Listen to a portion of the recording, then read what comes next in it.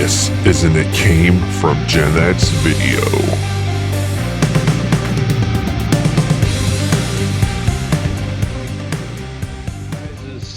Your guys' importance.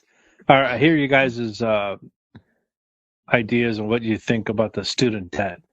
That's a big, huge debate now with Biden signing over the up to $20,000 forgiveness for these students and student debt. And curious to see what you guys have to say. Now, I have two individuals in our family, both make under $75,000. One of them being, well, actually three with Chelsea. So Michael and Chelsea, my two kids, both graduated from college with student debt. And my sister, who's been graduated now for years, 10, 12, 13 years, she's still paying on student loans from back then. So they're going to, what's that? So am I. Yep. So Me add too. you to the mix. So there's, so there's several people I know that's going to benefit from this. But what about those that don't go to school or didn't go to school? Or what about I know the big thing is well, the higher ups, the people that make over $150,000 a year, they're going to get taxed more to pay for all this. And everybody's up in arms and everybody's got opinions. I was just curious on what you guys know and what you guys think about this whole ordeal. Is it good, bad, or indifferent? Let me ask you a personal question. What do you mean when you said, what about the people that didn't go to school? What does that have to do with them? The rhetoric I'm hearing on social media and on the news is, okay, so I don't have student debt. Why should I pay for yours? Is what I'm hearing. That was where that question stems from. Okay, so I'm assuming that person is someone who makes in excess of $150,000 a year, because you said that's who's paying for it. But the taxpayers are supposed to be paying for this, and there's those that don't have college debt or didn't go to school, and they're up in arms because why is my taxpayer money paying for these people to go to school when I busted my butt? It's a great idea because tuition is ridiculously high, and it's a terrific idea. The problem is, the problem is that always comes into play is who's paying for it. Right. If the average Joe Schmo that's struggling in their own right starts to pay for it, then you're going to have problems. When you start talking about the rich paying for it, the rich don't like to pay for anything. They don't like the fact that they get singled out for being rich. They take offense to that. And I always look at, Spider-Man, the old Spider-Man adage, with great power comes great responsibility. And I just firmly believe if you're one of that few percentile in America that make in excess of whatever and living a good life, I think you should have a responsibility to your society to help those that are struggling. School debt is a horrible thing, man. I mean, I graduated how long ago, and I'm still $50,000 in debt. Trying to send a little bit here, a little bit there, so it stays off your credit report. So I personally feel like if it's a great idea, but if it's going to hurt those that are already, struggling to make ends meet, then don't do that. You figure something else out. What we need to do is get people in Washington lobbying for students. We don't have enough of that going on. There is no representation for college students in the lobby pool because students don't vote. So nobody cares. So tuition just goes unchecked. There's no referendum on anything. And that's the biggest problem. Now, when President Obama ran, there was a surge in student voting. Now, I don't know how that's fluctuated since then. I haven't checked. But they need to get more representation for students in Washington to check some of this ridiculous tuition, all these scams with the books.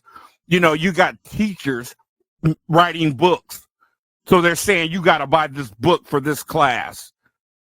They're making money. That's a conflict of interest. Not to mention, I can't tell you how many classes I had where the books never got open. But you had to spend that $200 to get it. Yeah, and then you take it back to the bookstore, and they tell you they're changing books next semester. Can't give you nothing for this. It's little stuff like that just keep nickel and diming the students to death. The kids are tired of it, and parents are tired of it. That's been going on for years, Keith. Yeah. I remember that. I was in college in the early 90s, and it was no different than it is now, and it sucks. So something needs to be done to help the students. But the sub-question I had was, they're wondering if this whole story that's going on with the student debt, is this going to change the way that schools are, the cost of tuition has gone through the damn roof. Mm-hmm. It's gone beyond ridiculous, in my opinion. Is this going to help the cause in getting tuition dropped or getting it lowered? I don't see how. I don't see how that would happen. Until the schools become nonprofit, I don't see how it'll ever go down. I only see it keep going up. I know something's going to change, because there was a time that going to college meant you were going to get a good job. That's not Getting the a case bachelor's anymore. degree now means absolutely jack. Right. And the other problem is technology is hurting. I used to tell people, all I need to do is sit in front of somebody, and I was confident I could get a job.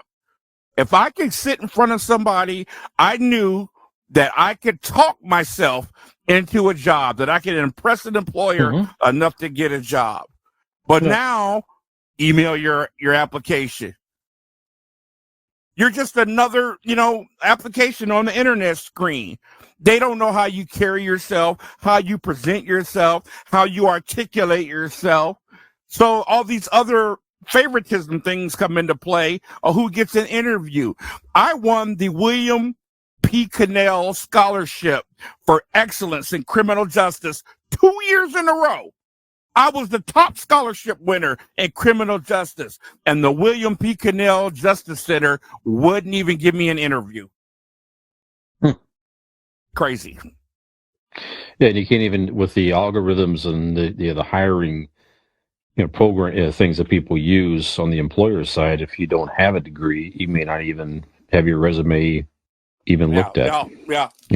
So this is not the answer to fix all the problems. I mean, for me personally, hey, listen, I'll take it, because it would literally shave years of payments off of me, and I could use that money for other things. Yeah. And that's the argument for something like that. I could use the money for other things. I could use it to help my own kid. And as she's going to graduate college with some debt as well, I'm paying for her car and different things right now, because I'm trying to start her out on life, like you guys did. Not you guys didn't, of course.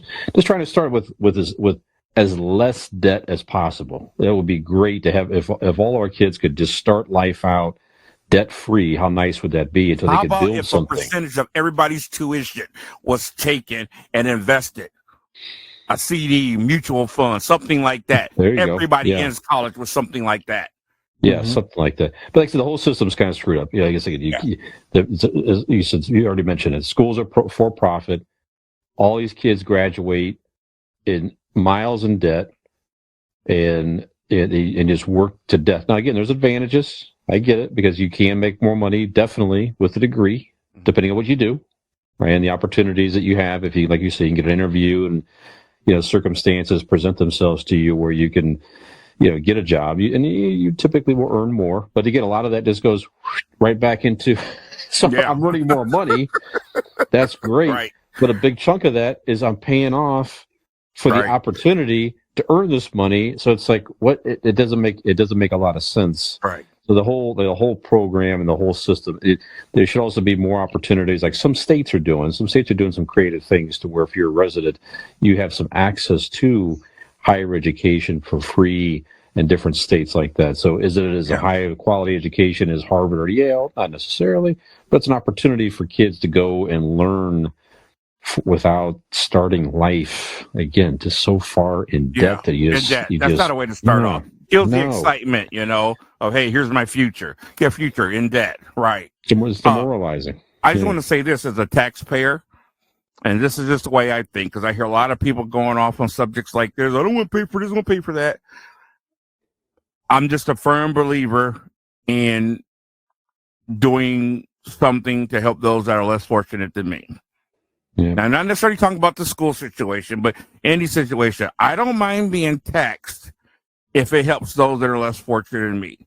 Now, part of that is my spiritual belief. I believe you can't beat God in giving. Give and it shall be given unto you. The other reason is maybe somebody who's better than you will look down and help you. You know what I mean? So I'd rather do that to help out, be taxed for government stuff.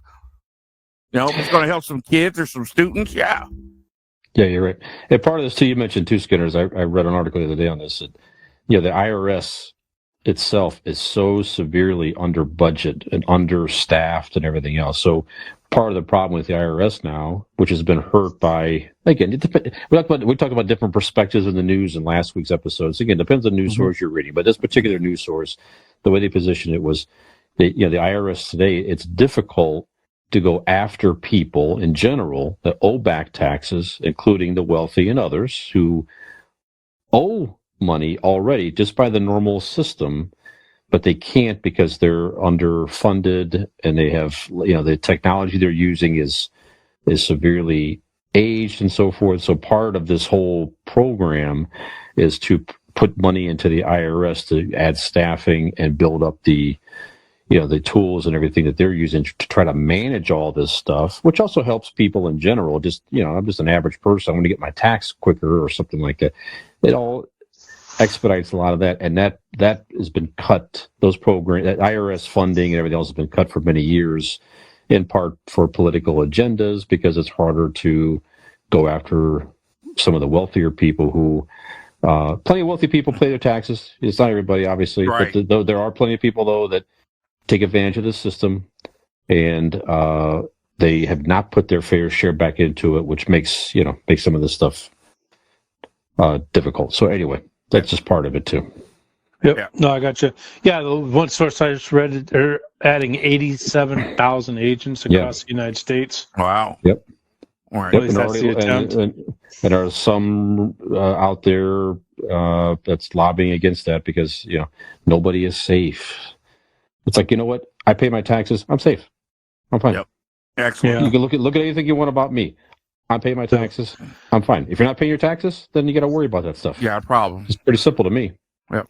Excellent Anyway. subject matter, Skinner. We could do a whole show on that. Thank you. Oh, yeah, we could go another hour on neat with both of those. So, yep. No, Okay. very good, guys. Keith Porter here, a.k.a. Porterhouse from It Came From Gen X. We hope you've been enjoying the show, but please make sure you hit the like button, make sure you hit that subscribe button, and we'll see you next time.